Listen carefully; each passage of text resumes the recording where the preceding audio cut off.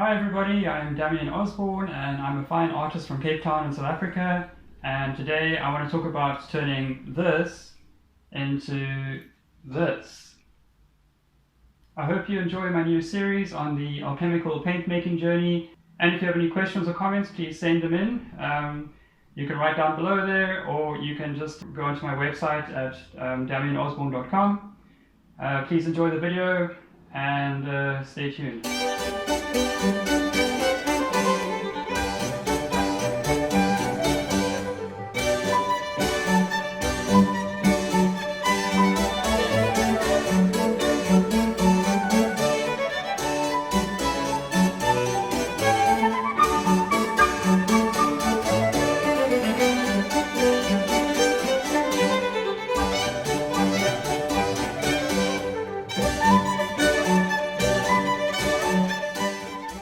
So I'm just collecting a few of these little vine sticks. I'm a little bit late for the season. I didn't really get a chance to come here earlier, so I wish I had been able to get the vine staves a bit sooner. But they still look alright, so yeah, I think I can use these.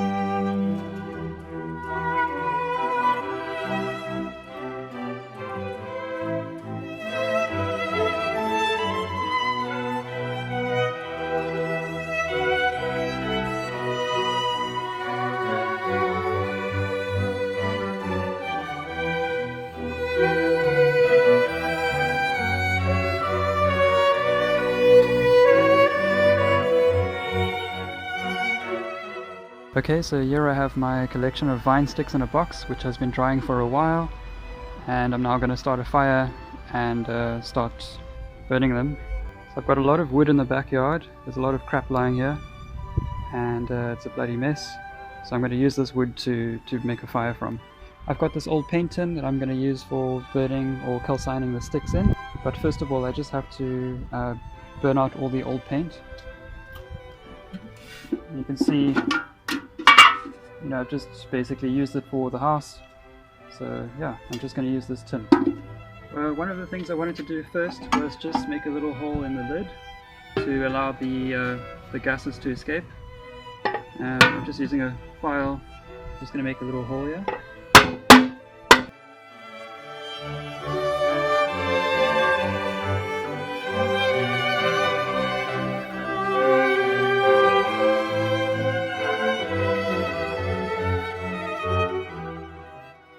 Some of these I'm going to use for drawing charcoal, so I'm going to cut them to the right length. Something that makes a decent drawing stick. So about so long.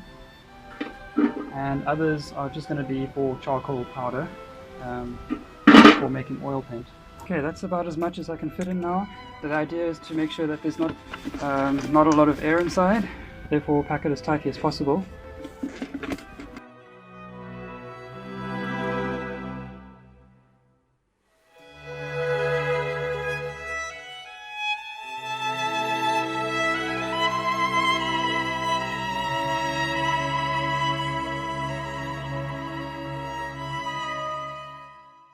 You can see that there's smoke coming out of the tin in that little hole there. It's just shooting out like a plume of smoke or steam, and I must just wait for that to finish, and then the stick should be done.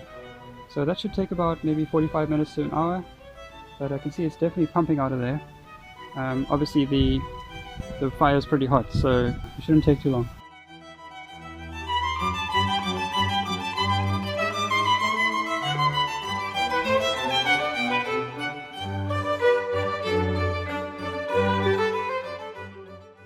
Okay, now I'm going to open this thing and see what it looks like.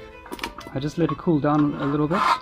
I made the hole a little bit bigger because I found that the lid kept on popping, but I might have made it a little bit too big because I found that flames were coming out of here, so I quickly took it out. Let's see what this looks like now.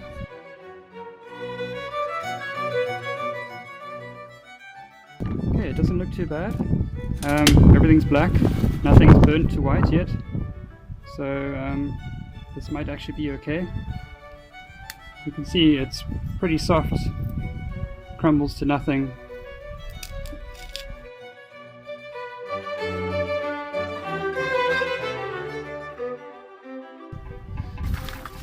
Okay, so maybe some of these big ones are not quite done yet. Actually, look at that. So that's perfect. So that was a very hot fire. It took maybe 20 minutes in the fire before I started seeing flames coming out the top, and then I decided just to take a look and see what it looks like, and I think it's pretty much done. Alrighty, I'm just going to do some testing of the drawing charcoal. So I just broke off a few pieces that were thin enough to draw with, and then I've got a bit of a stubby piece too. So all I did was sharpen it with a bit of sandpaper to get a bit of a point.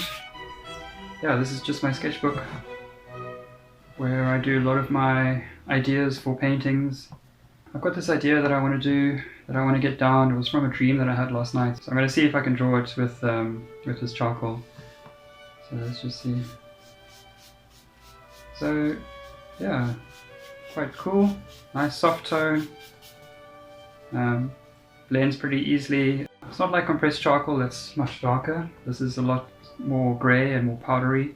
So really cool for doing trees or clouds or atmospheric things. And I can get some lines as well.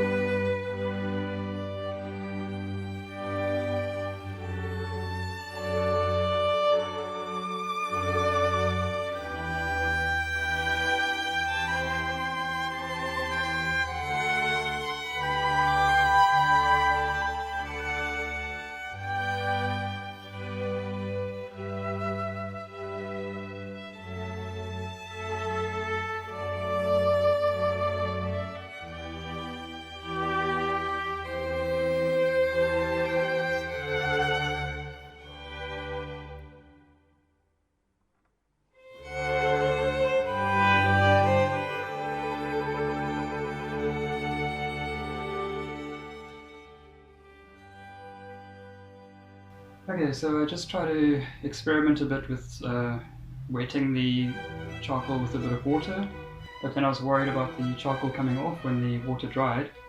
So I thought, let me just add some gum arabic to the water. So I just added a little bit of this My Mary gum arabic to this jar of water, just a few drops. And you can see that the vine charcoal is really soluble in water, and it kind of becomes like a watercolor. A monochromatic watercolor. And I think this paper is quite thick, it's about 160 grams, if I remember.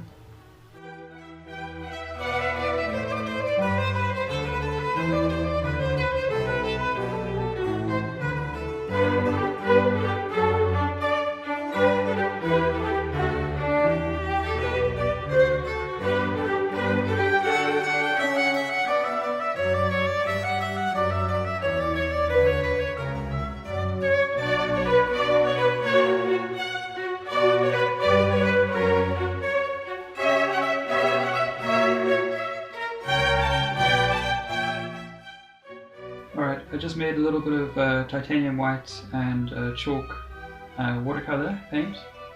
Just a little bit of homemade white paint that I made with gum arabic. And I just want to go over these egrets with a bit more white. Yeah, I think this is the wrong brush.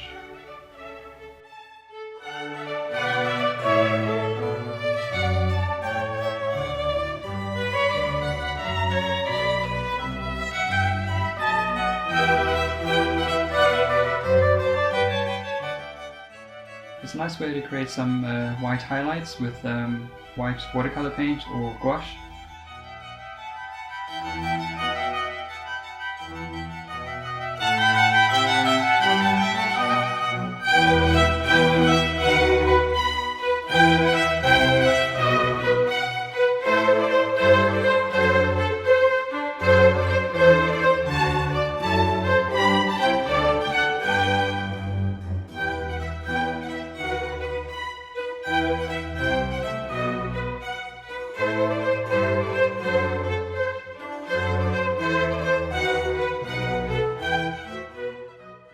Okay, I'm quite happy with my little drawing, and one of the methods of fixing a charcoal drawing in the old traditional way was to use skim milk.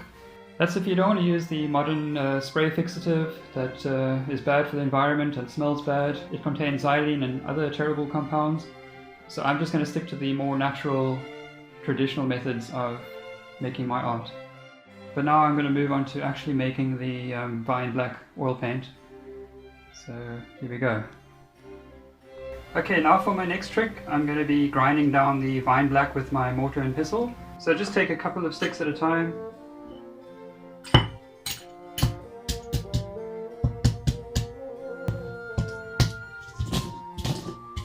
It crushes pretty easily, and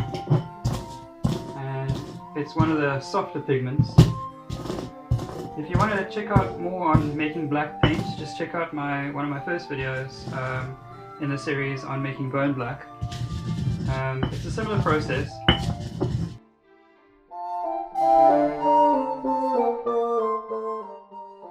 Now I'm just going to throw it into this little container using a sieve to filter out all the big bits.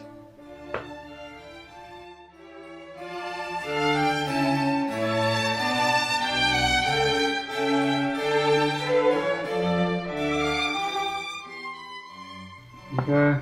Just gonna redo this.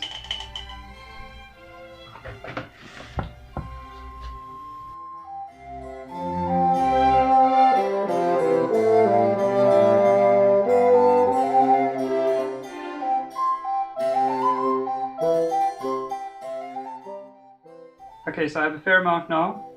So I'm going to do grinding stage 2 with this little tea strainer. If you like, you can actually grind the pigment in water to keep all the dust down, and this also produces a much finer paste, but then you just have to let the water evaporate before melting it with oil to make your oil paint.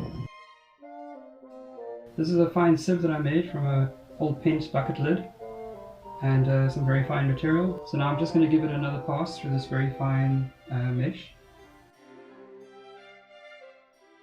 As you can see, I've got about 50 grams of the pigment, so that should be more than enough for a 60ml tube. Alrighty, now I'm going to start smelling this paint. I've got my glass muller and my slab of glass. Sometimes I do use a granite slab. I've got my tablespoon, my little dropper, which is a bit manky now, some of my hand refined linseed oil, not much left. I need to make more. Some aluminium tubes, 60ml tubes. Some palette knives, my book of notes, and then this is like a funny little side pliers for pinching the back of the tubes closed, some paper towel, and of course the pigment. And I've got my cup of tea, so I'm ready to go.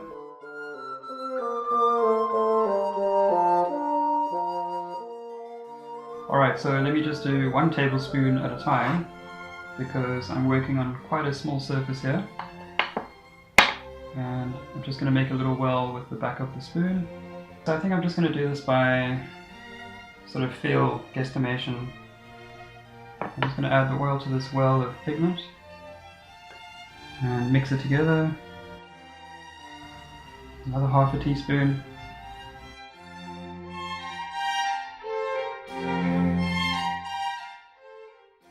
Alright, so I'm working in a circular motion and trying to get the paint as thin as possible on the glass slab.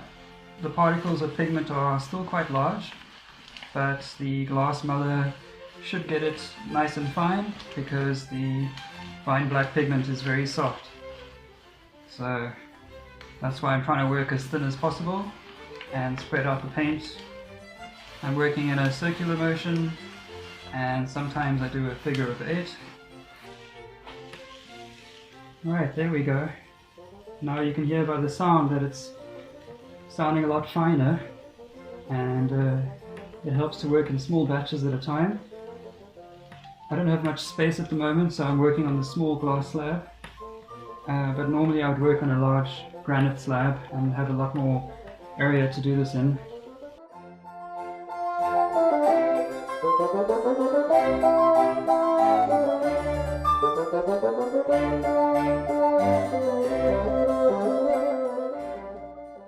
Alright, so that's pretty thick. It started off like this very sort of crumbly paste here, and then as I crushed it further with the glass muller, it started to look a bit more like paint. There you go. You can see it's got a thicker rheology, whereas this one here is a lot oilier and doesn't have the same rheological properties. So this is the great thing about making your own paint, is that you can really get it to the kind of workability and brush properties that you enjoy. The paint can be short and stiff like this one here, or long and runny like this one here.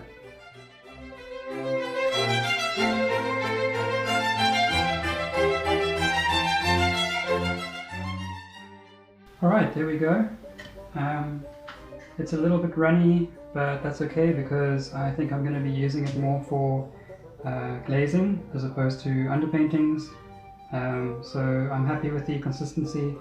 Okay, so now I'm going to fill up my tube.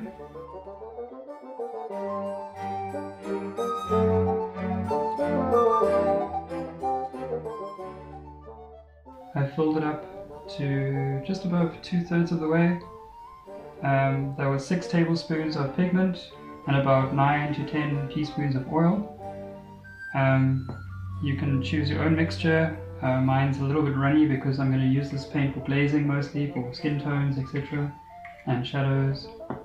So now I'm just going to squeeze the top closed.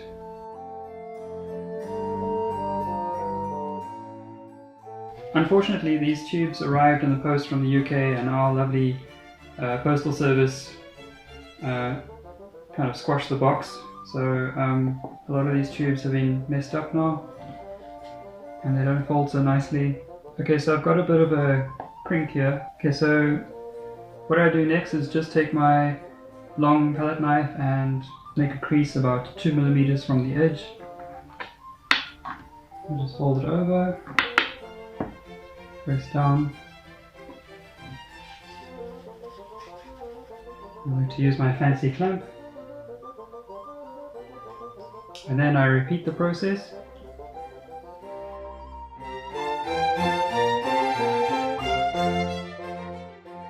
And then I just clamp it closed again,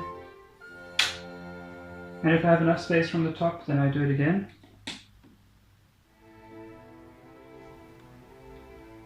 Alrighty, there's my little tube of vine black oil paint. A few kinks in the tube, but that's fine. It's for my personal use, and I'm looking forward to using it.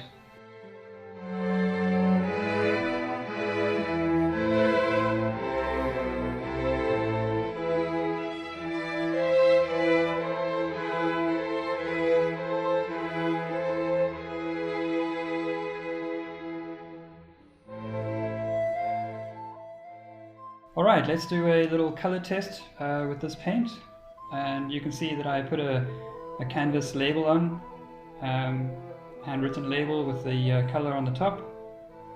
That's something that I decided to do now with all my paints that I'm making. This is the bone black that I made in the last video. Well, I should say the video, 2 videos before. And then I didn't put a label on this one, but that's the little graphite black one that I made. So I'll compare them. But let's just start off with a basic mass tone and see how it looks. Oh, it's a little bit oily. Okay, yeah, well, I was expecting that. So if you ever buy a paint tube from the shop and you open it up and there's a lot of oil, what you need to do is just turn it upside down, like so. And then what will happen is that the oil will just rise to the top, and then when you squeeze out the paint, it should be a little bit thicker. But I'm not too worried about it right now. Like I said, I'm going to be using this for glazing mostly. Let me just make a little block here. It's a very thick, beautiful jet black. It's pretty opaque in this form. And beautiful and smooth. And the high amount of oil is making it quite glossy and beautiful. And it has a lovely smooth texture. Okay, now I'm going to just check it out with a little bit of oil, as in a glaze.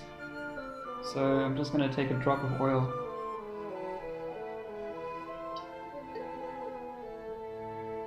Just a tiny drop.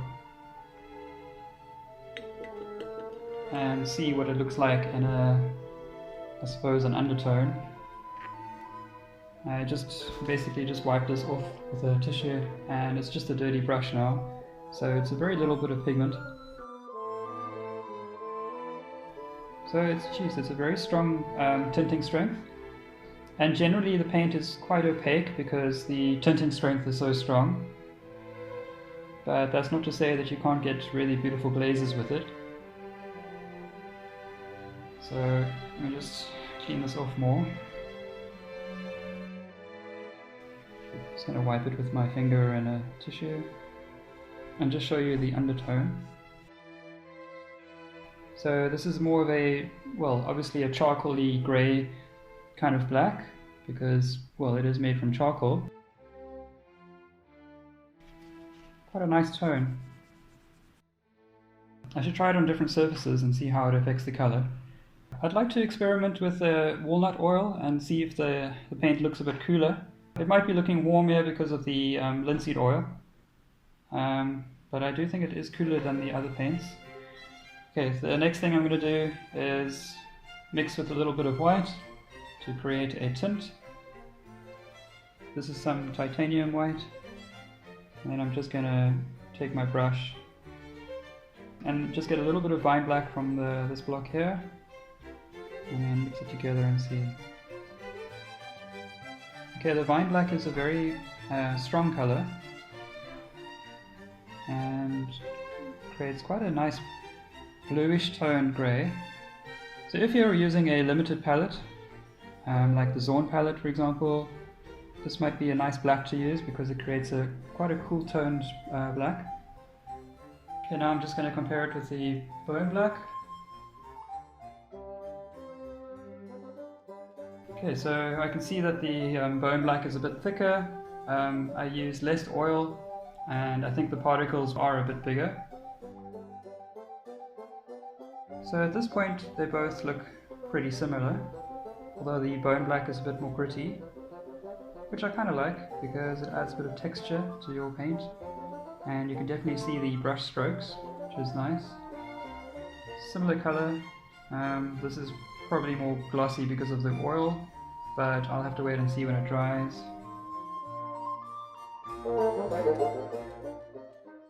Anyway, you just do a little bit of oil here, just one drop of oil, one dirty brush. You can see that the bone black has definitely got a slightly browner, more warmer color or tone to it than the vine black. I think the vine black is very strong in its staining power or tinting strength. Bone black also, but you can see how warm this one is compared to the vine black. So I'm just going to use a little bit of bone black here and then create a tint. So you can see the bone black is warmer, the vine black is cooler.